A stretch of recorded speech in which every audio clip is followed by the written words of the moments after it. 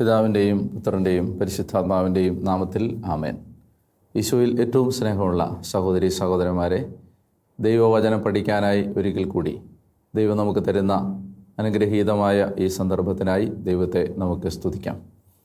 പരിശുദ്ധ കന്യകാമാതാവിൻ്റെ മധ്യസ്ഥം അപേക്ഷിച്ചുകൊണ്ട് ഇന്നത്തെ വചന പഠനത്തിലേക്ക് പ്രവേശിക്കാം. യോഹന്നാൻ്റെ സുവിശേഷം പഠിക്കാൻ വചനത്തെ മാംസമായി ലോകത്തിന് തരാൻ ദൈവം തിരഞ്ഞെടുത്ത പരിശുദ്ധ അമ്മ നമുക്ക് വേണ്ടി പ്രാർത്ഥിക്കും. നന്മ നിറഞ്ഞ മറിയമേ സ്വസ്തി, കർത്താവ് അങ്ങയുടെ കൂടെ സ്ത്രീകളിൽ അങ്ങ് അനുഗ്രഹിക്കപ്പെട്ടവളാവുന്നു. അങ്ങയുടെ ഉദരഫലമായി ഈശോ അനുഗ്രഹിക്കപ്പെട്ടവനാവുന്നു. പരിശുദ്ധ മറിയമേ തമ്പുരാൻ്റെ അമ്മേ, പാപികളായ ഞങ്ങൾക്ക് വേണ്ടി ഇപ്പോഴും എപ്പോഴും ഞങ്ങളുടെ മരണസമയത്തും തമ്പുരാനോട് അപേക്ഷിച്ചു വരണമേ. ആമേൻ. പിതാവിൻ്റെയും പുത്രൻ്റെയും പരിശുദ്ധാത്മാവിൻ്റെയും നാമത്തിൽ ആമേൻ. പ്രിയ സഹോദരി സഹോദരന്മാരെ, ദൈവവചനം പഠിക്കാൻ നിങ്ങൾ കാണിക്കുന്ന അത്ഭുതകരമായ താല്പര്യത്തിന് ഞാൻ ദൈവത്തിന് നന്ദി പറയുന്നു. ഓരോ എപ്പിസോഡും വളരെ ദാഹത്തോടെ നിങ്ങൾ സ്വീകരിക്കുന്നു, വചനം നിങ്ങൾ ശ്രദ്ധിക്കുന്നു. പൗലോസ് അപ്പോസ്തലൻ തെസ്സലോനിക്കായിലും ബെറോയായിലുമുള്ള ആളുകളെക്കുറിച്ച് പറഞ്ഞതുപോലെ ദൈവവചനം സത്യമാണോ എന്ന്, അല്ലെ വചനത്തിൽ പറഞ്ഞിരിക്കുന്നത് സത്യമാണോ എന്നറിയാൻ അനുദിനം വചനം പരിശോധിക്കുകയും ശ്രദ്ധിക്കുകയും ചെയ്യുന്നത് വളരെ അനുഗ്രഹീതമായ ഒരു കാര്യമാണ്. ദൈവത്തിന് നന്ദി പറയാം. കർത്താവ് നമുക്ക് തന്നിരിക്കുന്ന ഈ സന്ദർഭം അനുഗ്രഹീതമാണ്. യോഹന്നാൻ്റെ സുവിശേഷത്തിൻ്റെ 5-ാം അധ്യായത്തിൻ്റെ 10 വരെയുള്ള വാക്യങ്ങളാണ് നമ്മൾ കണ്ടുകൊണ്ടിരുന്നത്. യോഹന്നാൻ്റെ സുവിശേഷം 5-ാം അധ്യായം 10-ാമത്തെ വാക്യത്തിൽ നമ്മൾ വായിച്ചത്, അതിനാൽ സുഖം പ്രാപിച്ച ആ മനുഷ്യനോട് യഹൂദർ പറഞ്ഞു, ഇന്ന് സാബത്താകയാൽ കിടക്ക ചുമക്കുന്നത് നിഷിദ്ധമാണ്. അപ്പോൾ ഞാൻ സൂചിപ്പിച്ചിരുന്നു, ഈ ഭാഗം മുതൽ യഹൂദരും യേശുവും തമ്മിലുള്ള ഒരു വിവാദം ആരംഭിക്കുകയാണ്. 10 മുതൽ 18 വരെയുള്ള വാക്യങ്ങളിൽ ഈ വിവാദമാണ്. 19 മുതൽ 47 വരെയുള്ള തിരുവചനത്തിൽ നമ്മൾ കാണുന്നത് ഈ വിവാദത്തെ തുടർന്ന് യേശു ഈ സാബത്തിനെ കുറിച്ച് നൽകുന്ന പ്രബോധനമാണ്. ആദ്യത്തേത് കോൺട്രവേഴ്സിയും രണ്ടാമത്തേത് ഡിസ്കോഴ്സുമാണ്. അപ്പോൾ ഈ വിവാദം ആരംഭിക്കുന്നത് സാബത്ത് എന്ന തിരുനാൾ ഈ മനുഷ്യൻ ലംഘിച്ചു എന്ന ആരോപണത്തെ തുടർന്നാണ്. ഞാൻ സൂചിപ്പിച്ചിരുന്നു എന്തുകൊണ്ടാണ് സാബത്ത് ലംഘിച്ചു എന്ന് യഹൂദർ പറയുന്നത്. അതിൻ്റെ കാരണം, സാബത്ത് ദിവസം ഒരിക്കലും ഭാരം ചുമന്നുകൊണ്ട് ഒരു മനുഷ്യനും നഗരകവാടത്തിലൂടെ പോകാൻ പാടില്ല എന്ന് നിയമമുണ്ടായിരുന്നു. സാബത്ത് ദിവസം ഭാരം ചുമന്നുകൊണ്ട് നടക്കുന്നതിന് നിയന്ത്രണമുണ്ടായിരുന്നതുകൊണ്ടാണ് ഈ കട്ടിലെടുത്ത് ഈ മനുഷ്യൻ യാത്ര ചെയ്യുന്നത് കാണുമ്പോൾ യഹൂദർ അതിനെ കുറ്റപ്പെടുത്തുന്നത്. അത് സ്വാഭാവികമാണ്. അപ്പോൾ യേശു ഈ സന്ദർഭത്തെ സാബത്താചരണത്തിൻ്റെ യഥാർത്ഥ അർത്ഥത്തിലേക്ക് തിരിച്ചു കൊണ്ടുവരാനായി ഉപയോഗപ്പെടുത്തുകയാണ്. അപ്പോൾ ഞാൻ സൂചിപ്പിച്ചിരുന്നു, സാബത്ത് ആചരണം നടത്തണമെന്ന് ദൈവം നിർദ്ദേശിച്ചതിന് പ്രധാനമായും 2 കാരണങ്ങളാണ് ഉണ്ടായിരുന്നത്. ഒന്നാമത്തെ കാരണം പുറപ്പാട് പുസ്തകത്തിൻ്റെ 20-ാം അധ്യായത്തിൽ നമ്മൾ വായിച്ചിരുന്നു. അതായത് കർത്താവ് 6 ദിവസം കൊണ്ട് സൃഷ്ടി നടത്തിയതിൻ്റെ ഓർമ്മയായിട്ടാണ്. ദൈവം സ്രഷ്ടാവാണ്, എല്ലാറ്റിൻ്റെയും സ്രഷ്ടാവ് ദൈവമാണ് എന്ന് ഓർമ്മിപ്പിക്കാനായിരുന്നു സാബത്ത്. രണ്ടാമത് നിയമാവർത്തന പുസ്തകം 5-ാം അധ്യായത്തിൽ നമ്മൾ കണ്ടത്, കർത്താവ് സാബത്ത് ആചരിക്കണമെന്ന് നിർദ്ദേശിച്ചതിൻ്റെ ഒരു രണ്ടാമത്തെ കാരണം ഈജിപ്തിൻ്റെ അടിമത്തത്തിൽ നിന്ന് കരുണയോടുകൂടി ദൈവം ഇസ്രായേലിനെ വിമോചിപ്പിച്ചു എന്ന ഒരു ഓർമ്മപ്പെടുത്തൽ നൽകാനായിരുന്നു. അപ്പോൾ സത്യം പറഞ്ഞാൽ ദൈവം സ്രഷ്ടാവാണെന്ന് ഓർമ്മപ്പെടുത്താനും അതുപോലെ തന്നെ ദൈവത്തിൻ്റെ സൃഷ്ടികളോടുള്ള കാരുണ്യം ഓർമ്മപ്പെടുത്താനുമായിരുന്നു സാബത്ത് ആചരിക്കാൻ ദൈവം ആവശ്യപ്പെട്ടത്. അപ്പോൾ അതുകൊണ്ട് തന്നെ നമ്മളിവിടെ കാണുന്നത് ഈ തൊഴിലിലും അമിതമായ വ്യഗ്രത പൂണ്ട് തൊഴിലിനെ അമിതമായി ദൈവമായി ആരാധിച്ച് 1-ാം സ്ഥാനം കൊടുത്ത് ദൈവത്തെ മറന്നു പോകുന്നതിനെതിരെയുള്ള ദൈവത്തിൻ്റെ ഒരു ജാഗ്രതയായിരുന്നു, ഓർമ്മപ്പെടുത്തലായിരുന്നു യഥാർത്ഥത്തിൽ സാബത്ത് എന്ന് പറയുന്നത്. പക്ഷെ അതേസമയം തന്നെ നമ്മൾ കാണുന്നത് ഈ സാബത്തിൽ ദൈവസംബന്ധമായ കാര്യങ്ങൾ, സാബത്തിൽ ദൈവവുമായി ബന്ധപ്പെട്ട കാര്യങ്ങൾ ചെയ്യുന്നതിന് നിയന്ത്രണം ഉണ്ടായിരുന്നില്ല. ഉദാഹരണത്തിന് ഞാൻ സൂചിപ്പിച്ചിട്ടുണ്ട്, അതായത് ദേവാലയത്തിൽ പുരോഹിതന്മാർ കാഴ്ചയപ്പം ഉണ്ടാക്കുന്നതും അതുപോലെ തന്നെ ദേവാലയത്തിൽ പുരോഹിതന്മാർ പരിച്ഛേദനം നിർവഹിക്കുന്നതും ദേവാലയ സംബന്ധമായ ആരാധനാ സംബന്ധമായ കാര്യങ്ങൾ നടത്തുന്നതിനും നിയന്ത്രണം ഉണ്ടായിരുന്നില്ല. അതുകൊണ്ട് ഈ പശ്ചാത്തലത്തിലാണ് യേശു ഈ സാബത്തുമായി ബന്ധപ്പെട്ട ഒരു വിവരണം നൽകാൻ ഒരുങ്ങുന്നത്. അപ്പോൾ അതിലേക്ക് പോകുന്നതിന് മുമ്പ് 11-ാമത്തെ വാക്യം എങ്ങനെയാണ്? 10-ാമത്തെ വാക്യം, സുഖം പ്രാപിച്ച മനുഷ്യനോട് യഹൂദർ പറഞ്ഞു, ഇന്ന് സാബത്താകയാൽ കിടക്ക ചുമക്കുന്നത് നിഷിദ്ധമാണ്. അപ്പോൾ അവൻ മറുപടി പറയുകയാണ്, എന്നെ സുഖപ്പെടുത്തിയവൻ നിന്റെ കിടക്ക എടുത്ത് നടക്കുക എന്ന് എന്നോട് പറഞ്ഞു. സാബത്ത് താൻ ലംഘിക്കുന്നതിൻ്റെ കാരണം അവൻ പറയുന്നത്, എന്നെ സുഖപ്പെടുത്തിയവൻ എന്നോട് പറഞ്ഞു കിടക്ക എടുത്ത് നടക്കാൻ പറഞ്ഞു. അതായത് ഈ രക്ഷിച്ചവന് അവൻ ആരെയാണോ രക്ഷിച്ചത് അവൻ്റെ മേലുള്ള ഒരു അവകാശമാണിത്. യേശു ഇവനെ രക്ഷിച്ചിരിക്കുകയാണ്. അപ്പോൾ ആ രക്ഷപ്പെടുത്തിയവൻ പറഞ്ഞതാണ് ഞാൻ കേൾക്കുന്നത്. ഇന്ന് അനേകം ആളുകൾ യേശുവിന് വേണ്ടി മരിക്കാൻ പോലും തയ്യാറാകുന്നതിൻ്റെ ഒരു കാരണമെന്ന് പറയുന്നത് അവർ രക്ഷ അനുഭവിച്ച ആളുകളായതുകൊണ്ടാണ്. ഈ രക്ഷ അനുഭവിച്ചവർക്ക് രക്ഷകനോട് സ്നേഹം തോന്നുന്നതും രക്ഷകൻ പറയുന്നത് അനുസരിക്കാൻ അവർ താല്പര്യം കാണിക്കുന്നതും സ്വാഭാവികമാണ്. അപ്പോൾ അതുകൊണ്ട് ഇവൻ പറയുകയാണ്, ഈ മതം പറയുന്നതല്ല ഞാൻ അനുസരിക്കുന്നത്, മറിച്ച് രക്ഷകൻ പറയുന്നതാണ്. ഒരു സിസ്റ്റത്തെ അനുസരിപ്പിക്കാൻ പ്രയാസമാണ്. ഒരു സിസ്റ്റത്തിന് വിധേയപ്പെട്ട് നിൽക്കാൻ ആളുകളെ പ്രേരിപ്പിക്കുന്നതും പ്രയാസമാണ്. സത്യം പറഞ്ഞാൽ ഒരു സമർപ്പണം മനുഷ്യന് നഷ്ടപ്പെടുന്നത് എന്തുകൊണ്ടാണ്? പ്രധാനമായിട്ടും മനുഷ്യൻ ഒരു യേശുവിന് അല്ലെങ്കിൽ ദൈവത്തിന് സമർപ്പിക്കാൻ മനുഷ്യന് ഇന്ന് താല്പര്യം കുറയുന്നെങ്കിൽ അതിൻ്റെ ഒരു പ്രധാനപ്പെട്ട കാരണം മനുഷ്യൻ രക്ഷ അനുഭവിക്കാത്തത് കൊണ്ടാണ്. ഈ രക്ഷയുടെ ഒരു അനുഭവ തലം ഒരു മനുഷ്യന് കിട്ടിയാൽ ആരും നിർബന്ധിക്കാതെ തന്നെ ഒരു മനുഷ്യൻ ദൈവത്തിന് തന്നെ സമർപ്പിക്കും. എന്നാൽ ഈ ഒരു സിസ്റ്റത്തിനകത്ത് ആളുകളെ നിർബന്ധിച്ചോ ഫോഴ്സ് ചെയ്തോ ബാഹ്യ സമ്മർദ്ദങ്ങൾ കൊണ്ടോ വേണമെങ്കിൽ ചില കാര്യങ്ങൾ ചെയ്യിക്കാം. പക്ഷെ അതിനകത്ത് അയാളുടെ ഉള്ളുണ്ടാവില്ല, ആത്മാർത്ഥത ഉണ്ടാവില്ല. ഇവിടെ ഈ മനുഷ്യൻ, അയാൾക്കറിയാം അയാൾ യഹൂദനാണ്, അയാൾക്കറിയാം ഈ സാബത്ത് ദിവസം ഇങ്ങനെ കട്ടിൽ ചുമന്ന് പോകുന്നത് തെറ്റാണ്. അതൊരിക്കലും ഒരു സാധാരണ യഹൂദൻ ചിന്തിക്കുക പോലും ചെയ്യാത്ത കാര്യമാണ്. എന്നിട്ട് ഈ മനുഷ്യൻ ഇപ്പോൾ എന്തുകൊണ്ട് അങ്ങനെ ചെയ്യുന്നു? അയാൾ പറയുകയാണ്, എന്നെ സുഖപ്പെടുത്തിയവൻ പറഞ്ഞു ഞാൻ ചെയ്യുന്നു.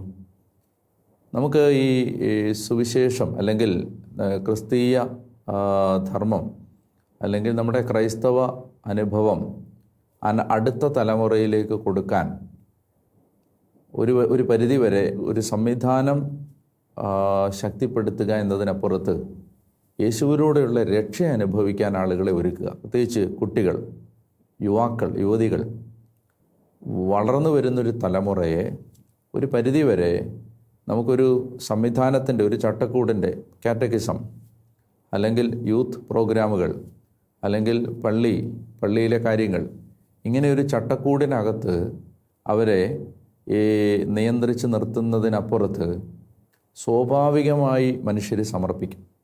എപ്പോഴാണ് അവർക്ക് യേശുവിനെ വ്യക്തിപരമായി അനുഭവിക്കാനും യേശു നൽകുന്ന രക്ഷ ഏറ്റെടുക്കാനും അവർക്ക് ഒരു സാഹചര്യം ഒരുക്കി കൊടുത്താൽ ആരും നിർബന്ധിക്കാതെ മനുഷ്യർ സമർപ്പിക്കും. നമുക്ക് നമ്മുടെ ചുറ്റുപാടും വിസ്മയനീയമായ കാര്യങ്ങൾ കാണാനാവും. അതായത് ഒരാൾ സമർപ്പിച്ച് കഴിയുമ്പോൾ അയാൾ ഏതറ്റം വരെയും കൊടുക്കാൻ തയ്യാറാവും.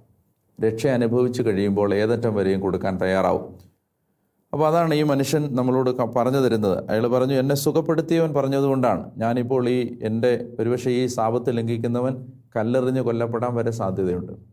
ഈ വരും വരാഴികളെക്കുറിച്ചൊന്നും ഇയാൾ ചിന്തിക്കുന്ന പോലുമില്ല. ഇപ്പോൾ ഈ സാബത്ത് ദിവസം കിടക്കയും ചുമന്നുകൊണ്ട് ഈ നഗര കവാടത്തിൽ, പ്രത്യേകിച്ച് ദേവാലയ കവാടത്തിലൂടെ ഒരാൾ ഇറങ്ങിപ്പോയാൽ യഹൂദൻ്റെ അന്ന് നിലവിലിരുന്ന നിയമം അനുസരിച്ച് ഇയാൾ കല്ലെറിയപ്പെടാനുള്ള എല്ലാ സാധ്യതകളുമുണ്ട്. പക്ഷേ ഇയാളിപ്പോൾ ഓർക്കുക, വരും വരാഴികളൊന്നും അയാൾ ചിന്തിക്കുന്നില്ല. ഇനി തനിക്ക് എന്താണ് സംഭവിക്കാൻ പോകുന്നത്, ചിലപ്പോൾ കൊല്ലപ്പെടുമോ, ഇത് ഇയാൾ ചിന്തിക്കുന്നേ ഇല്ല. എന്താ ചിന്തിക്കാത്തതെന്ന് വെച്ചാൽ അയാൾ ഈ രക്ഷയുടെ ഒരു ഹാങ് ഓവറിലാണ്, സുഖപ്പെട്ടതിൻ്റെ ഒരു ഹാങ് ഓവറിലാണ്. അപ്പോൾ ആ ഹാങ് ഓവറിൽ അയാൾ ബാക്കിയെല്ലാം മറക്കുകയാണ്. ഇതാണ് ഒരു മനുഷ്യന് സ്വാഭാവികമായിട്ടും യേശുവിനെ അനുഭവിച്ച് കഴിയുമ്പോൾ അയാൾ കൊടുക്കുന്ന ഒരു സമർപ്പണത്തിന് ഒരു ലോജിക്കുമില്ല. അയാൾ തനിക്ക് ജീവിതത്തിൽ എന്ത് സംഭവിക്കുമെന്നോ തൻ്റെ കുടുംബത്തിന് എന്ത് സംഭവിക്കുമെന്നോ എന്നും അയാൾ ആകുലപ്പെടുന്നതോ ചിന്തിക്കുന്നതോ ഒന്നുമില്ല. അപ്പോൾ ഇങ്ങനെ ചോദ്യം ചെയ്യാത്തൊരു അനുസരണത്തിനും അല്ലെങ്കിൽ വാദഗതികളില്ലാത്ത ഒരു താഴ്മപ്പെടലിനുമെല്ലാം മനുഷ്യനെ സഹായിക്കുന്നത് ഒരു പരിധിവരെ, ഒരു നല്ല ശതമാനം വരെ രക്ഷ അനുഭവിക്കുന്നതാണ്. അപ്പോൾ അതുകൊണ്ട് ഇത് വളരെ പ്രധാനപ്പെട്ടൊരു കാര്യമാണ് എന്ന് ഞാൻ ഓർമ്മിപ്പിക്കുകയാണ്. അപ്പോൾ 12-ാമത്തെ വാക്യം, അപ്പോൾ അവർ ചോദിച്ചു, കിടക്കയെടുത്ത് നടക്കുക എന്ന് നിന്നോട് പറഞ്ഞവൻ ആരാണ്? അവർ ചോദിക്കുകയാണ്, ആരാണ്? ഇവിടെ വളരെ രസകരമായ ഒരു കാര്യം നമ്മൾ കാണുകയാണ്. അവിടെ ഉണ്ടായിരുന്ന ജനക്കൂട്ടത്തിൽ യേശു മറഞ്ഞു കഴിഞ്ഞിരുന്നതിനാൽ അവൻ ആരാണെന്ന് സുഖം പ്രാപിച്ചവൻ അറിഞ്ഞിരുന്നില്ല. അതായത് ഈ സൗഖ്യത്തിൻ്റെ ക്രെഡിറ്റ് എടുക്കാൻ യേശു നിൽക്കുന്നില്ല. അത് അങ്ങനെ ഒരിടത്ത് നിൽക്കുന്നതായിട്ട് നമ്മൾ കാണുന്നില്ല. അതായത് ഈ സൗഖ്യം കൊടുത്തു കഴിയുമ്പോൾ പിന്നീട് ആ മനുഷ്യൻ്റെ ജീവിതത്തിലേക്ക് അവനെ പറഞ്ഞയച്ചിട്ട് യേശു മറയുകയാണ്. ഇത് നമുക്ക് ഒരു പരിധിവരെ നമ്മുടെ ജീവിതത്തിനുള്ളൊരു ദിശാബോധമാണിത്. അതായത് ചെയ്യാനുള്ള കാര്യങ്ങൾ ചെയ്യുന്നു, അവിടെ നിന്ന് നിഷ്ക്രമിക്കുന്നു. അപ്പോൾ ഇതൊരു ക്രിസ്തീയ പുണ്യമാണ്. ഇത് യേശുവിൽ ഉണ്ടായിരുന്ന, പരിശുദ്ധ അമ്മയിൽ ഉണ്ടായിരുന്ന ഒരു വലിയ പുണ്യമാണിത്. നമ്മൾ ചെയ്യുന്ന നല്ല കാര്യങ്ങളുടെ ക്രെഡിറ്റ് നമ്മൾക്ക് കിട്ടണമെന്നുള്ള ആഗ്രഹം, ഇത് മനുഷ്യൻ്റെ ഏറ്റവും സ്വാഭാവികമായ സഹജമായ ആഗ്രഹങ്ങളിലൊന്നാണ്. അത് മാനുഷികമാണ്. എന്നാൽ മാനുഷികമായ ഒരവസ്ഥയിൽ നിന്ന് ആത്മീയമായൊരവസ്ഥയിലേക്ക് ഒരാൾ ഉയരുന്നത് ഇത്തരം സഹജ വികാരങ്ങളെ അതിജീവിക്കാൻ കഴിയുമ്പോഴാണ്. ഞാനൊരു ഉദാഹരണം പറയാം. അതായത് റിജക്ഷൻ എന്ന് പറഞ്ഞാൽ എന്താണ്? റിജക്ഷൻ എന്ന് പറഞ്ഞാൽ ഒരാൾ അംഗീകരിക്കാതിരിക്കുന്നതോ അല്ലെങ്കിൽ തിരസ്കരിക്കുന്നതോ ആണല്ലോ റിജക്ഷൻ. ഇപ്പോൾ കുഞ്ഞിനെ അമ്മ താലോലിച്ച് വാത്സല്യം കൊടുത്ത് വളർത്തുന്ന അമ്മയുടെ കൂടെ നിർത്തുന്നതിന് പകരം അമ്മ കുഞ്ഞിനെ ബോർഡിങ്ങിൽ കൊണ്ട് നിർത്തി വളർത്തിയെന്ന് വിചാരിക്കുക. അപ്പോൾ ആ കുഞ്ഞ് അനുഭവിക്കുന്ന ഒരു മനോഭാവമാണ്, അല്ല ആ കുഞ്ഞിൻ്റെ ഒരു മുറിവാണ് റിജക്ഷൻ, തിരസ്കാരം. അമ്മയ്ക്ക് എന്നെ വേണ്ട, അപ്പൻ എന്നെ വേണ്ട. അപ്പനും അമ്മയും വേറെ ജോലി സ്ഥലത്താണ്, മകനെയോ മകളെയോ വേറൊരു സ്ഥലത്ത് കൊണ്ട് നിർത്തി വളർത്തുമെന്ന് വിചാരിക്കുക. ആ കുഞ്ഞ് നാച്ചുറലി അനുഭവിക്കുന്ന വികാരത്തിൻ്റെ പേരാണ് റിജക്ഷൻ. അതൊരു മുറിവാണ് കുട്ടിക്ക്. ഈ മുറിവ് ഇത് മാനുഷികമായൊരു തലത്തിൽ ഇതൊരു മുറിവാണ്. ഈ കുട്ടി ആത്മീയമായി വളർന്നു കഴിയുമ്പോൾ ഒരു പ്രത്യേകമായ തലത്തിലേക്ക് എത്തുന്നു എന്ന് കരുതുക. ആ തലം എങ്ങനെയാണ്? അതായത് എന്നെ ആര് പരിഗണിച്ചില്ലെങ്കിലും, എന്നെ ആര് അംഗീകരിച്ചില്ലെങ്കിലും, എന്നെ ആര് അപ്രീഷിയേറ്റ് ചെയ്തില്ലെങ്കിലും, എന്നെ ആര് സപ്പോർട്ട് ചെയ്തില്ലെങ്കിലും ഞാൻ എൻ്റെ കർത്താവിന് വേണ്ടി ജീവിക്കും എന്ന് പറയുന്നൊരു തലത്തിലേക്ക് ഉയരുമ്പോൾ, ഇത് നന്നായിട്ട് മനസ്സിലാക്കണം, എന്നൊരു തലത്തിലേക്ക് ഉയരുമ്പോൾ ഒരു കാലത്തെ മുറിവ് ഈ കാലത്തെ അയാൾ ബോധപൂർവ്വം ഏറ്റെടുക്കുന്ന ഒരു ആത്മീയ അനുഭവമായിട്ട് മാറുകയാണ്. ഒരു കാലത്ത് അയാളുടെ മേൽ ഫോഴ്സ് ചെയ്യപ്പെട്ടൊരു മുറിവായിരുന്നു അത്. ഇന്ന് അയാൾക്ക് അത് ഒരു മുറിവല്ല, അയാൾ സ്വയം നടത്തുന്നൊരു സമർപ്പണമാണ്. The willingness to be rejected now becomes a value. Rejection in the first place was a wound, was something which needed healing. But now, rejection is becoming something which he offers freely, which she offers freely. സ്വാതന്ത്ര്യത്തോടെ സമർപ്പിക്കുന്ന ഒരു കാര്യം മാത്രമല്ല, he or she has a willingness to be rejected, willingness to be forgotten, willingness to be neglected.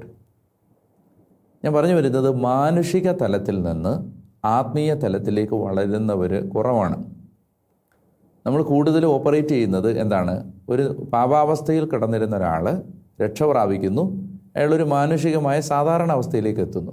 നമ്മൾ സാധാരണ ആത്മീയ ലോകത്ത് കണ്ടുമുട്ടുന്ന ഭൂരിപക്ഷ ആളുകളും ഈ മാനുഷിക തലത്തിൽ നിൽക്കുന്നവരാണ്. ഈ മാനുഷിക തലത്തിനൊരു അപകടമുണ്ട്. അപകടം എന്താണെന്ന് വെച്ചാൽ ഈ മാനുഷിക തലത്തെയാണ് സാത്താൻ എടുത്ത് ഉപയോഗിക്കുന്നത്.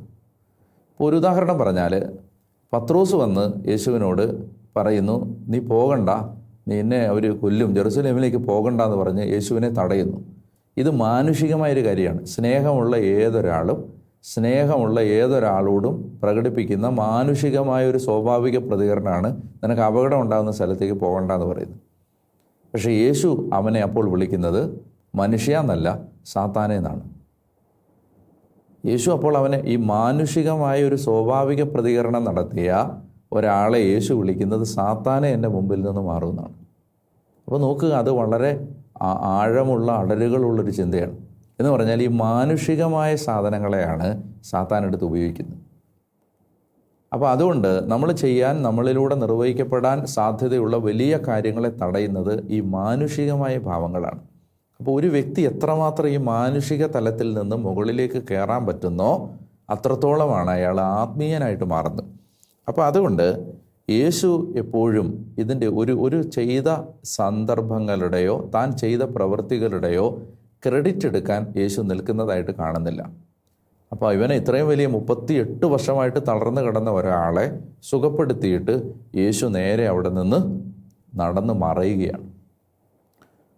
അപ്പോൾ മറഞ്ഞ് തൻ്റെ സാന്നിധ്യത്തെ ആരും ഐഡൻറ്റിഫൈ ചെയ്യണ്ട എന്ന് വിചാരിച്ച് നടന്ന് മറയുന്ന യേശു.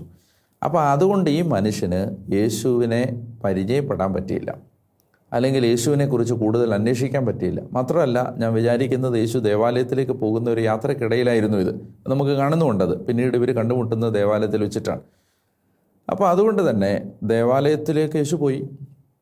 ആരാധനയുടെയോ പ്രാർത്ഥനയുടെയോ ഒരു സമയമായിരുന്നിരിക്കണം. യേശു ദേവാലയത്തിലേക്ക് പോയി.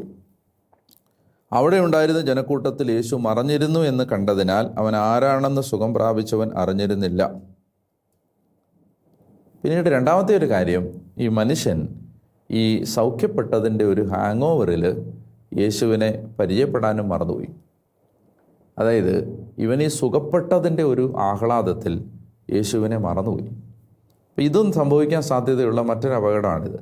അതായത് ഒരാൾ തൻ്റെ സൗഖ്യത്തിലേക്ക് മാത്രം ശ്രദ്ധിച്ചിരിക്കുകയും സുഖപ്പെടുത്തിയവൻ ആരാണെന്ന് പരിചയപ്പെടാതിരിക്കുകയും ചെയ്യുന്നതും നമ്മുടെ സമകാല ആത്മീയ ലോകത്ത് നമുക്കിടയിൽ സംഭവിക്കുന്ന മറ്റൊരു അപകടമാണ്.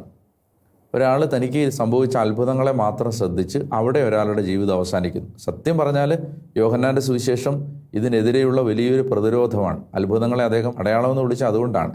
അതായത് ജീവിതത്തിൽ നമുക്ക് കിട്ടിയ എല്ലാ നന്മകളും നമ്മളെ ആ നന്മ തന്നവനിലേക്ക് തിരിയാൻ പ്രേരിപ്പിക്കണം. അപ്പോൾ അതുകൊണ്ട് ഇവൻ്റെ രണ്ടാമത്തെ ഒരു പ്രശ്നം, ഇവൻ അത് തിരിച്ചറിയുന്നില്ല. അവൻ അവിടെ നിന്ന് യേശു നടന്ന് മറഞ്ഞിരുന്നത് കൊണ്ട് യേശുവിനെ കാണാൻ പറ്റുന്നുമില്ല. പിന്നീട് യേശു ദേവാലയത്തിൽ വെച്ച് അവനെ കണ്ടപ്പോൾ പറഞ്ഞു. ഇത് വളരെ പ്രധാനപ്പെട്ട ഒരു കാര്യമാണ്. പിന്നീട് ഇവർ കണ്ടുമുട്ടുന്നത് ദേവാലയത്തിൽ വെച്ചിട്ടാണ്. അതായത് അതെന്തുകൊണ്ടാണ്? ഇവന് ദേവാലയത്തിൽ വെച്ച് കണ്ടു. ഇപ്പം നമ്മൾ മനസ്സിലാക്കേണ്ടത് ഈ മനുഷ്യൻ്റെ മറ്റൊരു പ്രധാനപ്പെട്ട നന്മ, കട്ടിലെടുത്തുകൊണ്ട് അയാൾക്ക് നേരെ വീട്ടിലേക്ക് പോകാം. പക്ഷേ അയാൾ പോയിട്ടുണ്ടാവില്ല. അല്ലേ? ഞാൻ വിചാരിക്കുന്നു എവിടെയോ വെച്ച് അയാൾ ഈ കട്ടിൽ താഴെ വെച്ചിട്ട് തിരിച്ചു നടന്നു. മാത്രമല്ല, ഈ ആരാണ് നിന്നെ സുഖപ്പെടുത്തിയതെന്ന് അവർ ഇവനോട് ചോദിക്കുമ്പോൾ അവൻ പറയുന്നു, എനിക്ക് ആരാന്ന് അറിയത്തുമില്ല എന്ന് പറയുന്നു. അപ്പോൾ ഈ കട്ടിൽ ചുമന്നുകൊണ്ട് പോകുന്നതിനിടയിൽ ഞാൻ വിചാരിക്കുകയാണ് ഈ മനുഷ്യന് ഒരു ചെറിയ മാറ്റം വന്നു. അയാൾക്ക് പോകുന്ന വഴിക്ക് ഒരു കുറ്റബോധം വരികയാണ്. അയാൾക്ക് പോകുന്ന വഴിക്ക് ഒരു സങ്കടം വരികയാണ്. സത്യം പറഞ്ഞാൽ ഈ സുഖപ്പെടുത്തിയവനെ അറിയേണ്ടത് ആവശ്യമല്ലേ? അതുകൊണ്ട് അയാൾ കട്ടിൽ താഴെ എവിടെയോ വെച്ചിട്ട് അയാൾ തിരിച്ച് ദേവാലയത്തിലേക്ക് നടന്നു വന്നു. അങ്ങനെ ദേവാലയത്തിലേക്ക് വരുമ്പോഴാണ് അയാൾ യേശുവിനെ കണ്ടുമുട്ടുന്നത്. ഇതിനകത്ത് നമ്മൾ ഒരിക്കൽ പോലും മനസ്സിലാക്കിയിട്ടില്ലാത്ത ആഴമുള്ള ചിന്തകളുണ്ട്. അതായത് നമുക്ക് ഒരു ദൈവാനുഗ്രഹം കിട്ടിയെന്ന് വിചാരിക്കാം. ആ ദൈവാനുഗ്രഹവുമായി നമ്മൾ പോയാൽ നമ്മൾ ഒരിക്കലും യേശുവിനെ കണ്ടുമുട്ടാൻ പോകണില്ല. യേശു തന്ന ഒരു അത്ഭുതമായിരിക്കും ഇത്. പക്ഷേ ആ അത്ഭുതം പോലും നമുക്ക് യേശുവിനെ പരിചയപ്പെടാൻ ഒരു നിമിത്തമാവണമെന്നില്ല. യേശു നമുക്ക് ചെയ്തു തന്ന ഒരു അനുഗ്രഹമായിരിക്കും അത്. പക്ഷേ ആ അനുഗ്രഹം പോലും യേശുവിലേക്ക് എത്താൻ നമ്മളെ സഹായിക്കണമെന്നില്ല. മറിച്ച് ഇയാൾ എന്തുകൊണ്ടാണ് യേശുവിനെ പിന്നീട് കണ്ടുമുട്ടുന്നത്? മാത്രമല്ല, അയാളുടെ ജീവിതത്തിലെ ഏറ്റവും വിലപ്പെട്ടൊരു പാഠവും ഈ പിന്നീട് കണ്ടുമുട്ടുമ്പോഴാണ് യേശു പറയുന്നത്. അപ്പോഴല്ല, സുഖപ്പെടുത്തിയ സന്ദർഭത്തിലല്ല പറയുന്നത്. അയാളുടെ നിത്യജീവനുമായി ബന്ധപ്പെട്ട വലിയൊരു പാഠം ഈശോ അയാളോട് പറയുന്നത് രണ്ടാമത് കാണുമ്പോഴാണ്. ഈ യേശുവിൽ നിന്ന് അനുഗ്രഹം സ്വീകരിച്ച എല്ലാ മനുഷ്യരോടും, എന്നോടും നിങ്ങളോടും പരിശുദ്ധാത്മാവ് പറയുന്നത് നമ്മൾ ഈ അനുഗ്രഹത്തിൽ നിന്നു എന്നുള്ളതാണ്. അപ്പുറത്ത് നമ്മൾ യേശുവിലേക്ക് വീണ്ടും ചെല്ലുന്നില്ല. അല്ലെങ്കിൽ ഈ അനുഗ്രഹത്തിന് നന്ദി പറയുകയോ ഈ അനുഗ്രഹത്തെ പ്രതി ദൈവത്തെ സ്തുതിക്കുകയോ ഈ അനുഗ്രഹം തന്ന യേശുവിന് വേണ്ടി ജീവിക്കാൻ തയ്യാറാവുകയോ അവനെ കുറച്ചുകൂടി ഗൗരവമായി എടുക്കുകയോ നമ്മൾ ചെയ്യുന്നില്ല. അതുകൊണ്ട് എന്താ സംഭവിക്കുന്നത്? നമുക്ക് ആത്മീയ ജീവിതത്തിലെ വിലപ്പെട്ട പാഠങ്ങളെല്ലാം മിസ് ചെയ്തു. നമുക്ക് കുറേ സൗഖ്യങ്ങളും അനുഗ്രഹങ്ങളും മാത്രം കിട്ടി.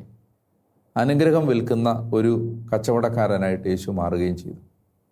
ആവശ്യം വന്നപ്പോഴൊക്കെ നമ്മൾ പോയി അനുഗ്രഹം വാങ്ങി, കടയിൽ നിന്ന് അനുഗ്രഹം വാങ്ങി തിരിച്ചു വരുന്നത് പോലെ തിരിച്ചു വരികയും ചെയ്തു. ഈ കടക്കാരനുമായിട്ട് നമുക്ക് ഒരു വ്യക്തിബന്ധവുമില്ല.